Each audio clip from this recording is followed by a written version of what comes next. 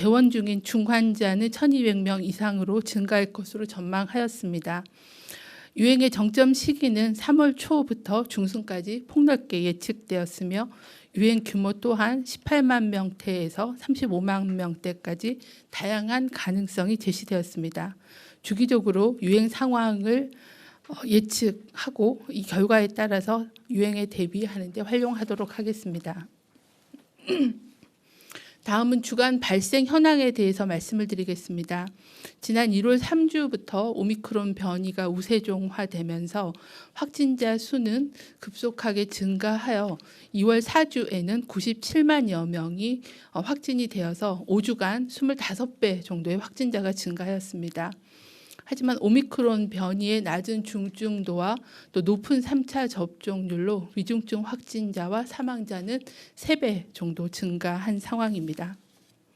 가장 최근에 분석한 중증화율은 2월 첫째 주 일주에 발생한 확진자에 대해서 추석 조사를 한 결과 중증화율은 0.19%, 치명률은 0.08%로 델타 변이 유행이 진행되었던 작년 11월, 12월에 비해 낮아지고 있는 추세입니다. 하지만 최근 들어 60세 이상 고령층 확진자가 증가하고 있어 중증 병상 및 치료제 등 중증화 예방 조치를 강화하면서 예의주시하도록 하겠습니다. 최근 1주간의 하루 평균 재원 중인 위중증 환자 수는 평균 541명이었고 확진자 발생은 총 541명으로 전주 대비 57% 정도가 증가해서 3주 연속 증가세를 유지하고 있는 상황입니다. 연령군별 사망자는 2월 4주의 사망자 중에 60대 이상이 95%로 가장 많았으며 특히 최근 5주간 60대 이상의 사망자의 50.7%는 접종을 받지 않았거나 1차 접종을 한 대상자였습니다. 다음은 위험 요인에 대해서 말씀을 드리겠습니다. 먼저 확진자 급증이 지속되고 있습니다.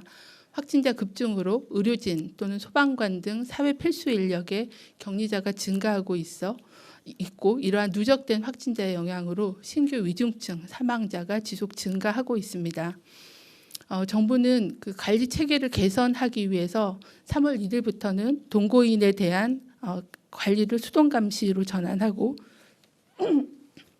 격리 통지서 등을 문자나 SNS 등으로 전송하는 등 관리 체계를 개선해서 신속하게 대응을 하도록 하겠고 중앙부처의 행정 인력의 파견을 통해서 확진자 급증 상황에 대응하도록 하겠습니다. 또한 위중증 환자 증가에 대비해서 중증과 준중증 병상 운영 현황을 점검하고 필요 인력을 확보하는 등 병상 운영을 내실화하겠습니다. 또한 의료기관, 또 소방구급 등 사회 필수 분야의 업무 지속 계획을 점검하여 사회 필수 기능을 유지하는 데 주력하도록 하겠습니다. 두 번째는 18세 이하의 소아청소년 확진자가 계속 증가하고 있습니다. 현재 전주 대비 1.7배 정도가 증가한 상황입니다. 오미크론 변이가 우세화된 2월에는 18세 이하의 확진자가 약 52만여 명 정도로 급증하였습니다. 현재까지 모니터링한 결과 위중증 환자는 20명, 사망자는 2명이 보고가 되고 있어서 아직은 낮은 수준을 유지하고 있고 지속적으로 위중증 사망을 예방하고 모니터링을 진행하도록 하겠습니다. 3월 2일부터는 학교 개학에 따라 새학기 적응 주간을 운영하고 학교별로 대응 체계를 가동하도록 하겠습니다. 신속 항원 검사 도구를 지원하고 현장 이동형 PCR 검사소를 설치 운영하고 학교 자체 조사를 위한 긴급 대응팀을 편성해서 운영하도록 하겠습니다. 또한 5에서 11세 대상 화이자 백신 허가에 따라 3월 중으로 접종 계획을 마련하고 또 소아 환자의 재택 치료 역량을 확충하고 응급 대비 방안도 지속적으로 추진하겠습니다. 마지막으로 최근 들어 요양병원 및 요양시설의 감염이 지속적으로 증가하고 있습니다. 2월에는 261건의 집단 감염과 9,900여 명의 확진자가 발생을 하였습니다.